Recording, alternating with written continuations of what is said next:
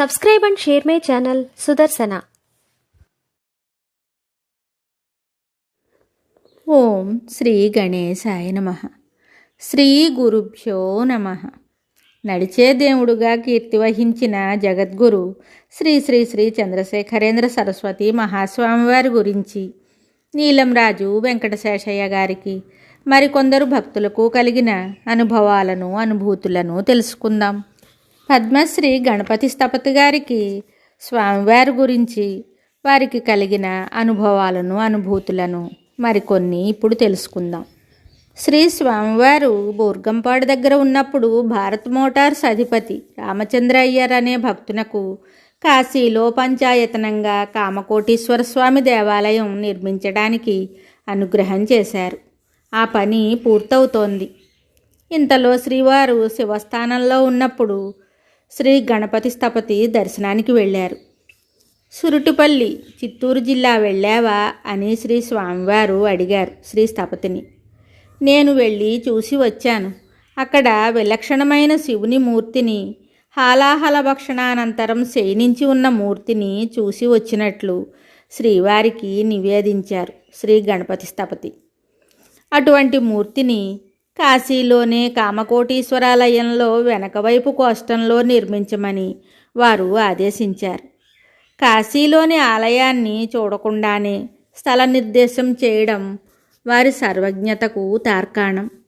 అట్లే ఆ శిల్పాన్ని తయారు చేశారు శ్రీ గణపతి స్థపతి. తరువాత దేవాలయ కుంభాభిషేక సమయంలో శిల్పకళానిధి అనే బిరుదుతో శ్రీ గణపతి స్థపతిని సన్మానించి నవరత్నమాలిక బహూకరణం చేశారు. ఆ తర్వాత శ్రీ గణపతి స్థపతి దేవాదాయ శాఖలోని ఇంజనీర్ శ్రీ ఆర్ రఘురామాచారి గారు కలిసి వెళ్ళి శ్రీవారి దర్శనం చేసుకున్నారు. కుంభాభిషేక సమయం తెలియపరిచారు. చాలా సంతోషించారు స్వామివారు. కంచికి వెళ్ళి ఒక వసతి గృహంలో విశ్రాంతి తీసుకుంటున్నారు వారు. అర్ధరాత్రి వేళ స్వామివారు పిలిపించారు. నమస్కరించి కూర్చున్నారు వారు. హరిద్వారంలో హరికీపేడీలో ఒక స్తంభం కట్టి దానిపైన ఆదిశంకరుల విగ్రహం నిలపమని శ్రీ స్వామివారు ఆజ్ఞ ఇచ్చారు. స్తంభం మీద గంగాష్టకంలోని ఈ శ్లోకం చెక్కించమన్నారు. తరళతర తరంగే దేవి గంగే ప్రసీద శంభోర్జటా విభూషణమణి జహ్నూర్మహర్షేరియం కన్యా కల్మషనాశిని భగవతి భాగీరథి పాతుమాం. అలాగే చేశారు. శ్రీవారికి దివారాత్రులు అనే భేదం లేదు. వారు సంకల్పించిన మాత్రానే పనులు నెరవేరిపోతాయి. హైదరాబాదులో ఒకసారి శ్రీ గణపతి స్థపతి స్కూటర్ మీద వెడుతూ ప్రమాదవశాత్తు క్రింద పడిపోయాడు. తలకు గాయమయ్యింది, మెడకు దెబ్బ తగిలింది. చికిత్స చేయించుకుంటున్నాడు. మిత్రులు శ్రీ తల్పసాయి గారు వచ్చి పెద్దవారిని దర్శిస్తే బాధా నివారణ అవుతుందని చెప్పి శ్రీవారి చరణ ప్రసాదం ఇచ్చారు. అది తీసుకున్న తక్షణం తల నుంచి ఎంతో భారం తొలగిపోయినట్లు అనిపించింది వారికి. ఇంట్లోని వారు ఎంత వారిస్తున్నా వినకుండా ఆ స్థితిలోనే శ్రీ స్వామివారి దర్శనానికి కంచికి ప్రయాణమై వెళ్ళారు శ్రీ గణపతి స్థపతి. పడ్డావా అని శ్రీ స్వామివారే నన్ను అడిగారు. అప్పుడు వివరాలన్నీ చెప్పాను. 2 రోజులు అక్కడే ఉంటానని అన్నాను. నా బాధ పూర్తిగా మాయమైపోయింది. శ్రీ స్వామివారి అనుజ్ఞతో సంపూర్ణ ఆరోగ్యంతో ఇంటికి తిరిగి వచ్చాను అన్నారు శ్రీ గణపతి స్థపతి. హైదరాబాదులో సొంత ఇల్లు కట్టుకోవాలని ఎంతో ప్రయత్నం చేశారు శ్రీ గణపతి స్థపతి. లాభం లేకపోయింది. విసిగిపోయి ఆ ప్రయత్నం మానుకున్నారు. ఒకరోజు స్వామి కలలో దర్శనం ఇచ్చారు. సుబ్రహ్మణ్య స్వామి కోవెల వద్దకు వెళ్ళమన్నారు. తెల్లవారింది. ఉదయం మామూలుగా ఆఫీసుకు వెళ్ళాను. మధ్యాహ్నం యాక్టింగ్ కమిషనర్ శ్రీ ఆనందరావు గారు అకస్మాత్తుగా నన్ను పిలిపించారు. బూర్గువారి ప్లాట్లు ఉన్నాయట, మీరు కూడా తీసుకోకూడదా అన్నారు. వారే నన్ను తీసుకుని వెళ్ళి స్థలం ఇప్పించారు. శ్రీ కామకోటి గురుకృపా విశేషంగానే దీనిని భావించి ఆ స్థలంలో ఇల్లు కట్టుకున్నాను అన్నారు శ్రీ గణపతి స్థపతి. ఒకసారి శ్రీ గణపతి స్థపతి మద్రాసు నుంచి హైదరాబాద్ వస్తున్నారు. శ్రీవారు శివాస్థానంలో ఉన్నారు. శ్రీ గణపతి స్థపతి గారి స్వగ్రామంలో సుమారు 25 ఏళ్ల క్రితం అమ్మవారి ఉత్సవం జరిగింది. మళ్ళీ జరగలేదు. ఆ ఉత్సవాన్ని 4-5 గ్రామాల వారు కలిసి చేస్తారు. అందులో విభూతి వితరణలో మొదటి స్థానాలు ఎవరు పొందాలి అనే స్పర్ధ ఉంది. శ్రీ గణపతి స్థపతి బండి దిగగానే అక్కడ ఉత్సవం జరగదని వార్త వచ్చింది. అందుకు కారణం వారే అనే వదంతి కూడా వినిపించింది. శ్రీ స్వామివారిని దర్శించి అనుగ్రహం పొందుదామని సంకల్పించుకొని కాంచీపురం వెళ్ళారు శ్రీ గణపతి స్థపతి.